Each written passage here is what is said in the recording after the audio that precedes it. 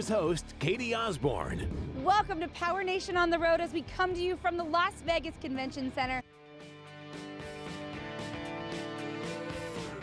Well, she was an American girl, raised up in privacy. We just saw a lot of emotion out of Tucker Hibbert on that heat race.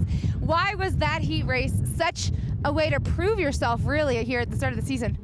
We are back, and although it's the final segment, don't get too disappointed because we have a Mecum Marathon. Thanksgiving Day starting at 7 a.m., going to 5 p.m. Eastern on NBCSN. That's 10 hours of Mecum. Well, guess what time it is? It's top seller time. JK, Scott, what do you guys got? Yes, Travis Pastrana has been a very, very busy man lately. New baby and flying here to Charlotte from the Nationwide Series in Kentucky. Well, Dick, it means basically Andrew Kashner, he looked extremely comfortable on the mound and at the plate last night, going 2 for 2 with a triple and a beautiful bunt single. It's Power Nation on the Road, the SEMA show in Las Vegas with this guy, familiar face to many of you. Different friends. I just love being a part of it. You mentioned a family reunion, and I kind of feel like you have a little tie to this 2008 Tundra. What happened the first time around with this thing? So it may have gotten lightly hit by a forklift Lightly. at some point in its life. Dave, a lot of emotion. You're ranting and raving here. What exactly are you so frustrated about? We just heard 1-1-1. It doesn't get any better. That's exactly right for Jake Angove. You started off this season better than you ended last season. You're off with the best start you could possibly have. How much confidence does that give you heading into the rest of the year? It's huge. One of the cool things about working at Fox Sports San Diego is that everybody is competitive. When it comes to dodgeball, that is. Not only am I doing something that I actually love doing, do something exciting. And that's exactly why dodgeball, this game right here, is the perfect example of what people should do after school. After school all-stars. Let's go kick some butt. You got this. And someone's taking this baby home. It's not me, not our team, but someone is. Here with car collector, comedian, show host, basically has done everything as it relates to cars, Adam Carolla. Now, gotta ask you, Yes, why collect cars?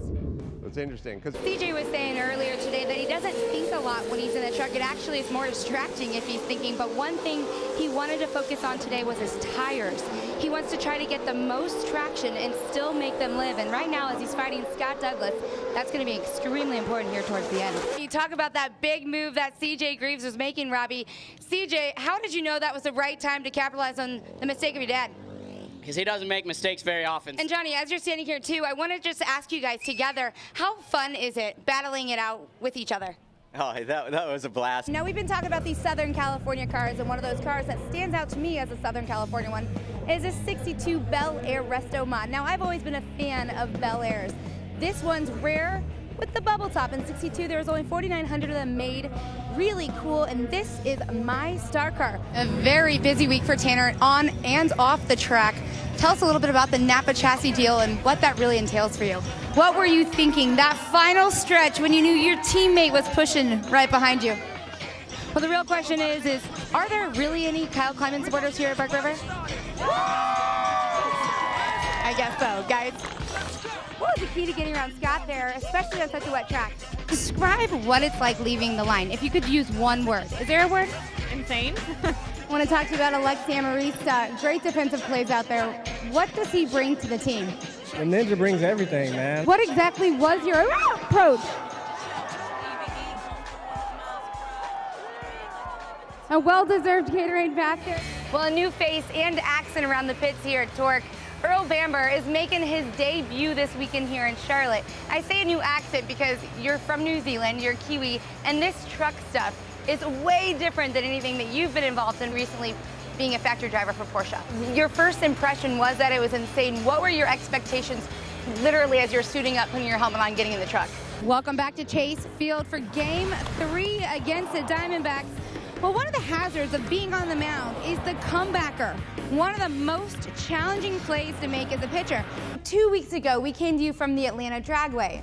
Well, during my interview with John Force, he talked about the big unveiling of his new funny car. I'm waiting for that rear engine car that's coming. Good afternoon, everyone. We hope you had a great New Year's. We are so thrilled to have you at the granddaddy of them all, the 103rd Rose Bowl game. I'm Kate Osborne, Alongside me is Jess Rosales, and we are in for one incredible matchup here today. Watching you on the sidelines has been really unique. You are so invested, you are so into it, you're animated.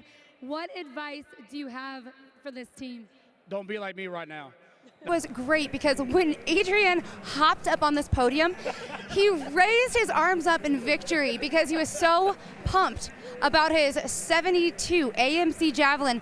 Why was that such a victory for you? That's a special car for us. Crandon's been around for 47 years. Most of these drivers have notebooks filled with information on this track. They know every bump, they know every jump, they know every turn. Until they got here this weekend to find this massive berm. With 20 pro lights racing 100 miles an hour into turn 1, this berm could definitely impact the outcome of this race. Thanks for checking out Power Nation. I'm your host, Katie Osborne. Well, this week we have some really great tech for you from our shops. Plus, we'll be featuring this gorgeous 69 Camaro built and designed by these guys. Well, and this is 100% custom. Yeah. Luke, what's your favorite part? Kate? Yeah, you're talking about the way that Jake Angelo is running right now, and I think a lot of it has to do with the fact that he was really prepped for this altitude. I was talking to him earlier, and he said that he did go cross-country skiing. Crandon is all about speed, power, and endurance, and Bobby Runyon Jr. has a few tricks for that. So we're taking it to the track. We're getting our workout on. What's up first? Tire flips in turn 1. I'm trying to flip it twice because it's light. That's why he's an athlete. One of the things I find really interesting about you as an athlete is you had one of those crazy crashes at Sturgis in 2014, and you've been able to recover.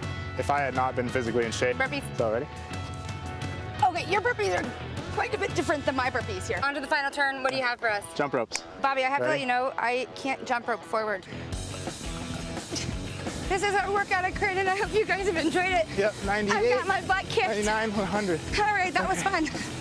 Right? That was fun. Yeah, Thanks. it definitely was. That's round 1. Ready? Round 2. Let's go. All the way again? Let's go. Round 2. We gotta go It's a long again. track. Go again. Yeah, it's a long track. Woo!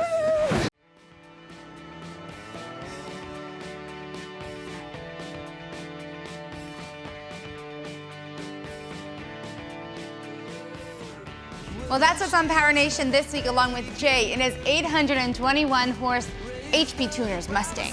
You got to tune in. Stay tuned. Yeah. It must have been terrible and flirty.